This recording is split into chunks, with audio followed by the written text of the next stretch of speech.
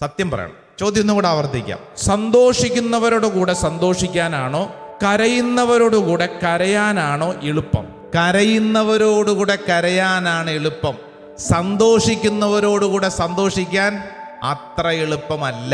ഉദാഹരണം നിങ്ങളുടെ വീടിന് തൊട്ടടുത്തുള്ള ആൾ ഒരു കാറ് വാങ്ങി, സന്തോഷം. നമ്മളെ വിളിച്ചു, ദാ വാ കാറ് കാണും, ഞങ്ങൾ പുതിയ കാറ് വാങ്ങി. നമുക്ക് കാറില്ല. നമ്മൾ അവിടെ ചെല്ലുന്നു, അവരുടെ കാറ് കണ്ടുകൊണ്ടിരിക്കുന്നു, അവരുടെ സന്തോഷം. അപ്പൊ നമ്മുടെ ഉള്ളിൽ എന്താണ്? സത്യം പറയണം. ദൈവമേ, എന്റെ അയൽവാസിക്ക് ഒരു കാറ് വാങ്ങാൻ കൃപ തന്നതിന് നന്ദി പറയുന്നു കർത്താവേ. ആണോ? നിങ്ങൾ അവരുടെ മുഖത്ത് നോക്കി കൊള്ളാം കേട്ടാ എന്നൊക്കെ പറയുമ്പോഴും ഉള്ളിൽ എന്നതാ? അവന്റെ അഹങ്കാരം.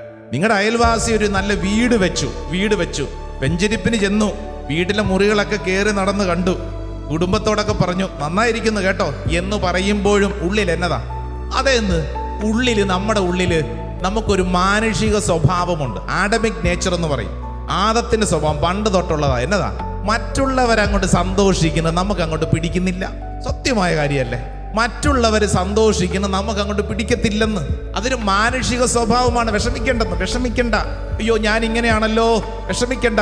ഇത് മാനുഷിക സ്വഭാവമാണ്. മറ്റുള്ളവര് നന്നാവുന്നത് കാണുമ്പോൾ തന്നെ നമുക്ക് അത്ര അങ്ങോട്ട് പിടിക്കത്തില്ല. ഏത് കാര്യവും ചിന്തിച്ചോളൂ.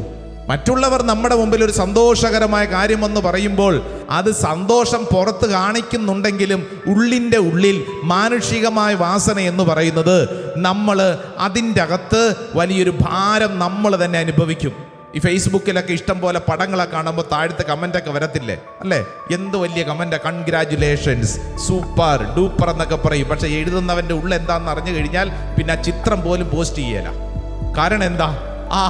സന്തോഷിക്കുന്നവരോടുകൂടെ സന്തോഷിക്കാൻ ബുദ്ധിമുട്ടാണെന്ന്. മാനുഷിക സ്വഭാവം എന്ന് പറയുന്നത് എന്താ? നമ്മൾ മറ്റുള്ളവരുടെ വീഴ്ചയിൽ നമ്മൾ ചെറിയൊരു ആനന്ദം നമ്മുടെ ഉള്ളിലുണ്ട്.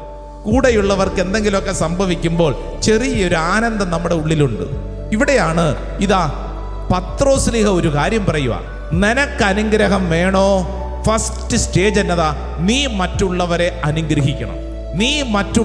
അനുഗ്രഹിക്കണം. മനുഷ്യൻ വിതയ്ക്കുന്നത് തന്നെ കൊയ്യും. ഹല്ലേലൂയാ.